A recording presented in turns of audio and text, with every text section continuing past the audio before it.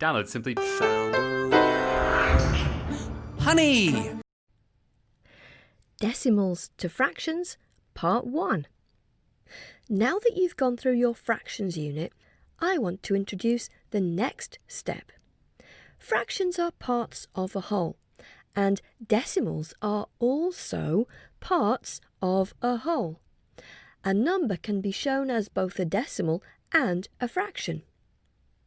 Changing between decimals and fractions is a must-have math skill, and it's easy to do. We use our place value knowledge. Here's a place value chart. The decimal point goes here. On the left of the decimal is where we put our whole numbers. And on the right of the decimal is where we've got our fractional parts. The first column is tenths, then we've got hundredths and thousandths and so on. If I have a value, we can put it into the place value chart. Line up the decimal point and then it's 1 digit per column.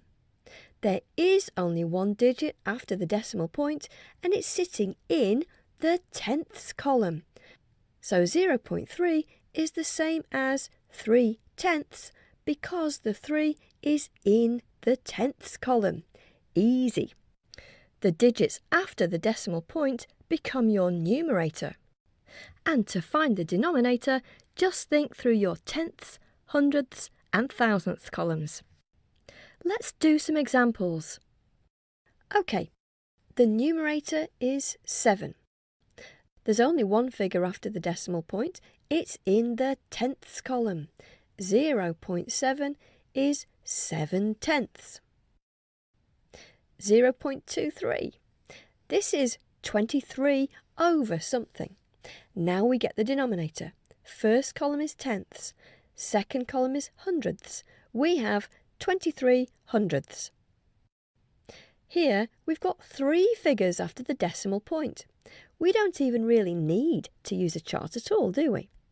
391 is our numerator. Just name the columns to find the denominator. Tenths, hundredths, thousandths. 391 over 1000. OK, what about this number? 5.3. Well, we know what to do with the decimal part, but how about that 5? Remember, to the right of the decimal point are fractions of a whole one, and to the left of the decimal point you've got whole numbers. It's a whole number and a fractional part. This value is going to be a mixed number. 5 whole ones here. 0.3 tells us our numerator is 3, and as we only have a single digit after the decimal point, that means tenths. 5 and 3 tenths. OK with that? Great stuff. Last one. 12.79. 12 whole ones. And here, 79 is our numerator. Name the decimal columns to find the denominator. Tenths, hundredths. See, you can easily change from decimals to fractions. Next, you're going to do some for yourself. And then there's just a little bit more to put into place. But first, get confident with this. See you next time for that last little bit. A, B, C, D.